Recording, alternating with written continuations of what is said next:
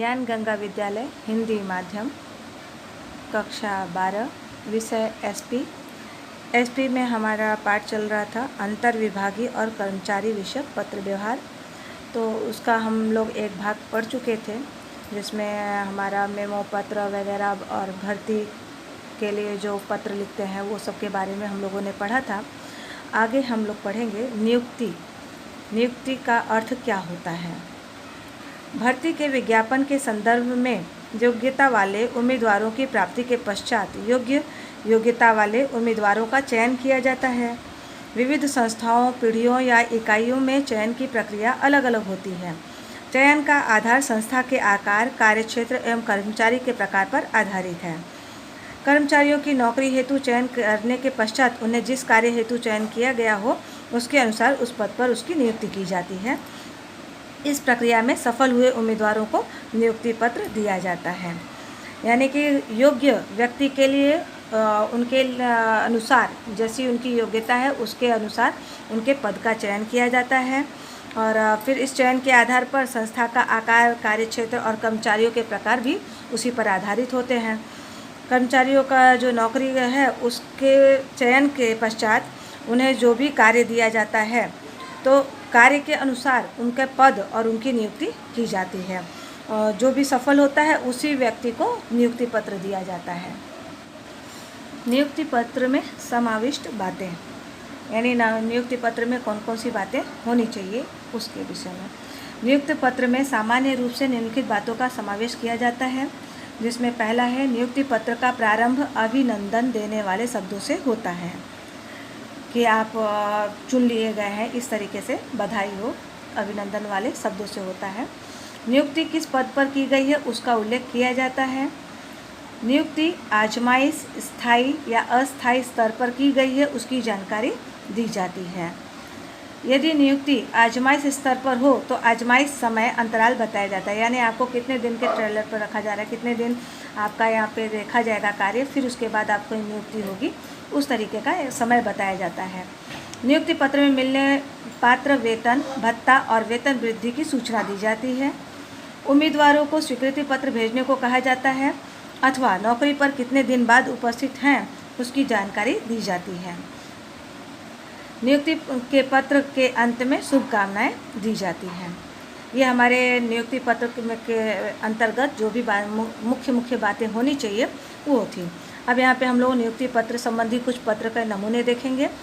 नियुक्ति संबंधी नमूना का पत्र, जैसे यहाँ पे राधे इंडस्ट्रीज़ है तो उसका फ़ोन नंबर, ईमेल नंबर, यहाँ पे उसके एड्रेस, डेट, फिर यहाँ पर जिस व्यक्ति को भेजा वो, यहाँ पे विषय सहायक मैनेजर प्रबंधक की नियुक्ति के संदर्भ में यहाँ पे किस पद के लिए आपकी नियुक्ति हुई है वो यहाँ पे बता दिया गया है।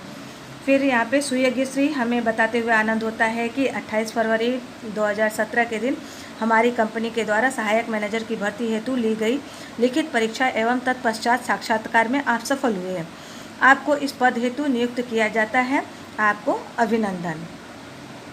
जैसा बताया गया था कि पहले अभिनंदन युक्त शब्दों का प्रयोग किया जाता है, इस तरीके से। फिर आपकी नियुक्ति निम्न शर्तों के अधीन होगी, जिसमें प्रारंभिक 1 वर्ष के दौरान आपकी आजमाइश नियुक्ति हो रहेगी। इस समय दौरान यदि आप कार्य संतोषजनक होगा तो आपको स्थायी कर्मचारी के रूप में नियुक्त किया जाएगा। आपकी नियुक्ति 9A के ग्रेड में की गई है।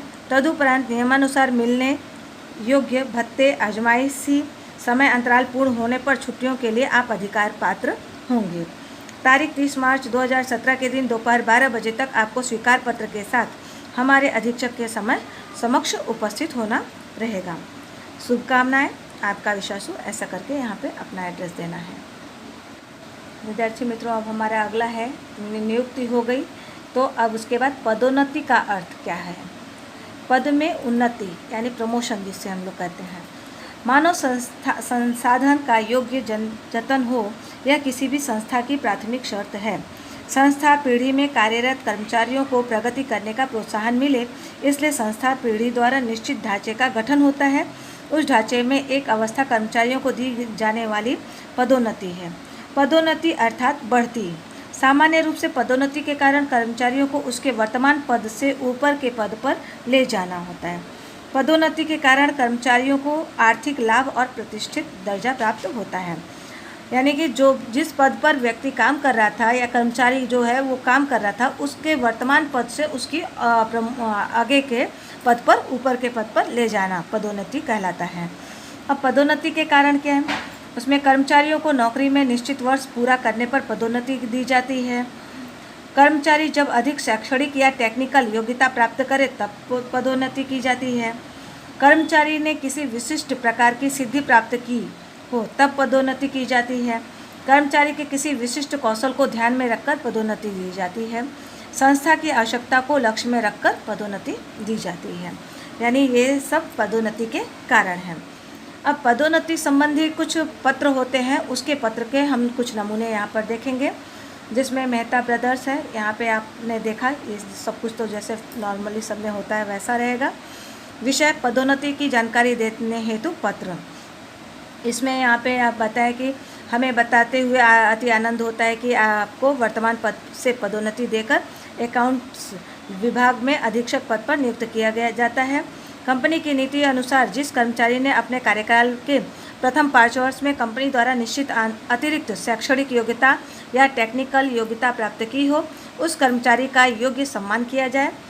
आप द्वारा प्राप्त की गई अतिरिक्त योग्यता और पूर्ण किए गए वर्षों का अनुभव हमारी प्रणालिका के अनुरूप होने से आपको अकाउंट्स विभाग में मैनेजर के रूप में पदोन्नति दी जाती है। 10 दिसंबर 2017 से आपको उपयुक्त पद पर नियुक्त किया जाता है। नौकरी की बदली शर्तें, नए वेतन स्तर एवं मिलने योग्य अन्य भत्तों की जानकारी पत्र के साथ संलग्न होगा। इस पत्र में बताई गई तारीख से आपको मैनेजर के पद पर कार्य करना होगा। शुभकामनाएं। यहाँ पे फिर उसका जेरॉक्स वगैरह और यहाँ पे साइन। चलिए, अभी हम लोगों ने पदोन्नति के बारे में पढ़ा। अब अगला हमारा पॉइंट आता है बदली का अर्थ।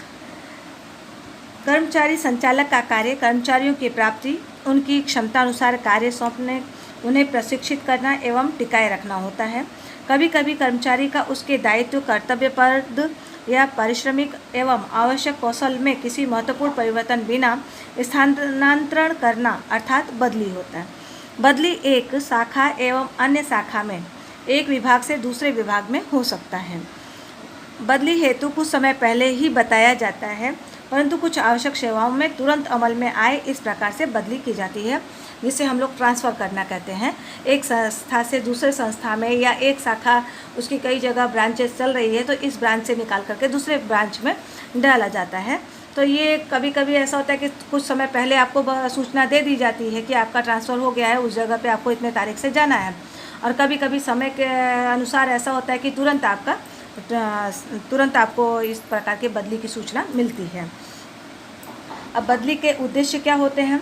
किसी विभाग में कार्यभार कम हो और प्रमाण में कर्मचारियों की संख्या अधिक हो तब, यदि कोई कर्मचारी सौंपे गए कार्यभार को संभालने में अयोग्य सिद्ध हो तब, कर्मचारी द्वारा वित्तीय व्यवहार में गड़बड़ी की गई हो तब, यदि कर्मचारी अनुशासन में न हो और लापरवाही करता हो तब, आकस्मिक कारणों से कर्मचारी की शारीरिक क्षमता में कमी आ जाए तब, किसी कर्मचारी का सहकर्मचारी या विभागीय अधीक्षक के साथ किसी प्रकार का मनमुटाव हुआ हो तब संभावित संघर्ष दूर करने के लिए, यदि कोई कर्मचारी विशिष्ट कौशल वाला हो एवं उसकी सेवा का लाभ संस्था के अन्य विभागों को मिले, इस उद्देश्य से भी बदली की जाती है।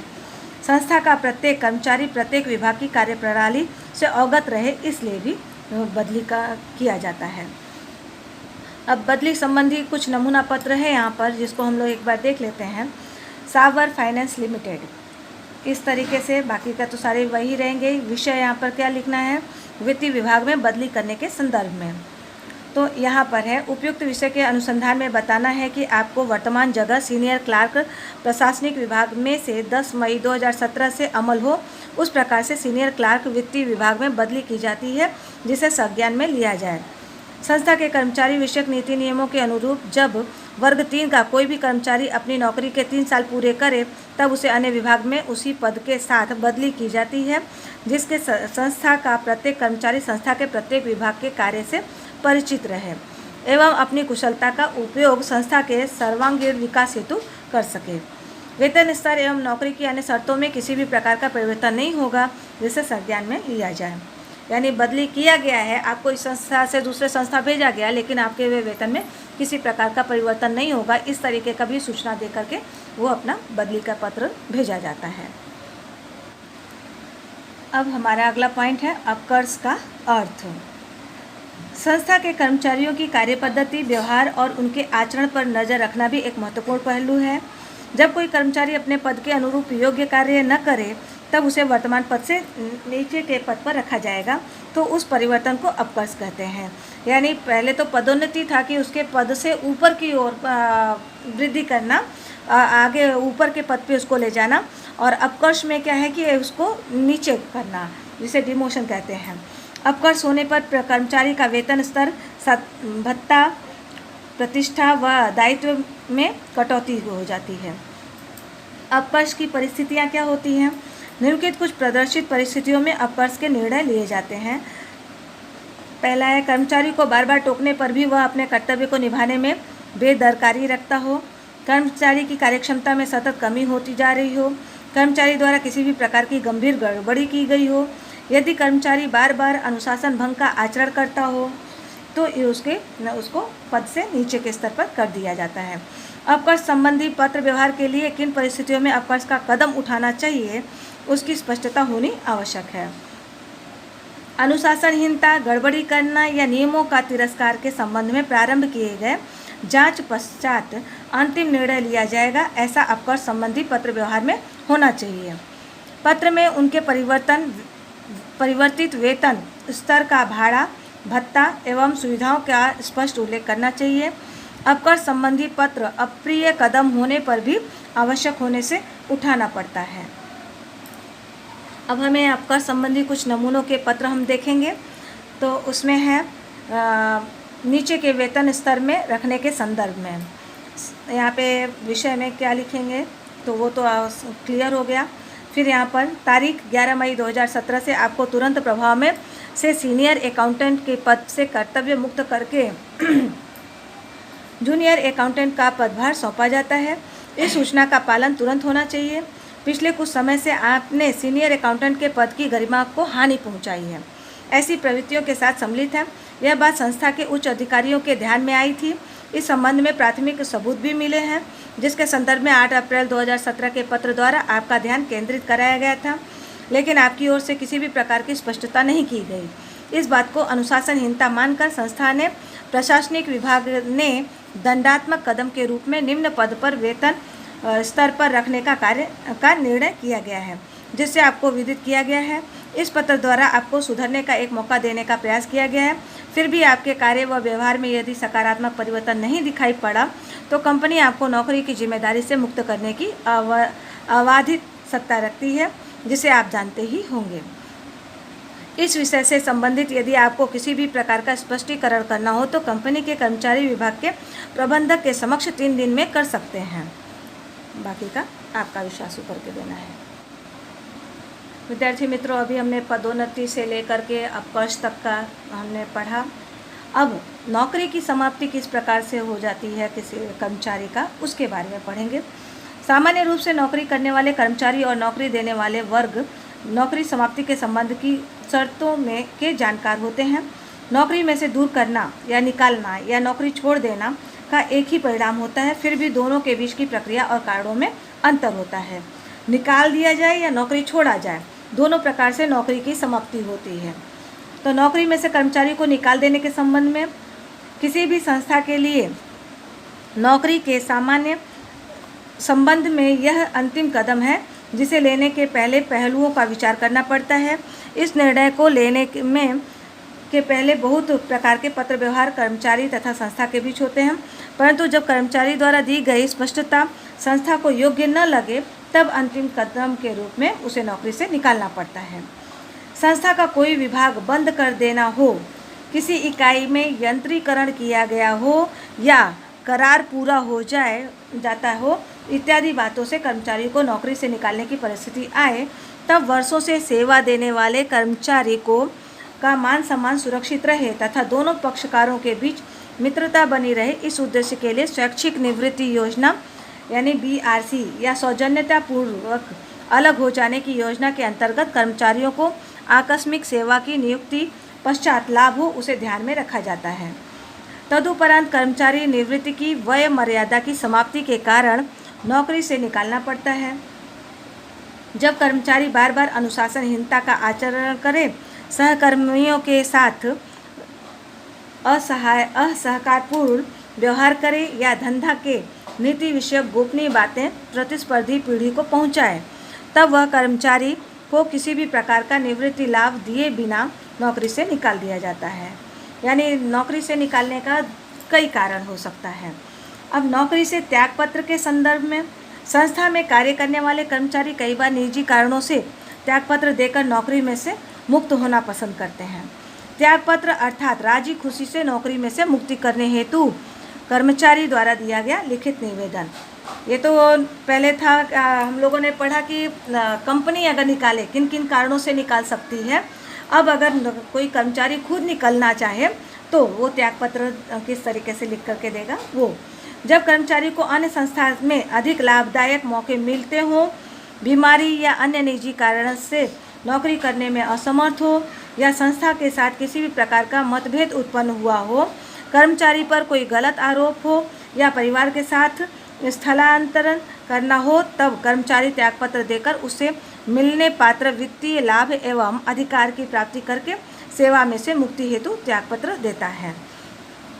अब अगर नौकरी की समाप्ति हेतु जो भी अगर वो पत्र लिखता है तो किस प्रकार लिखेगा, उसका नमूना हम लोग यहाँ पर देखेंगे।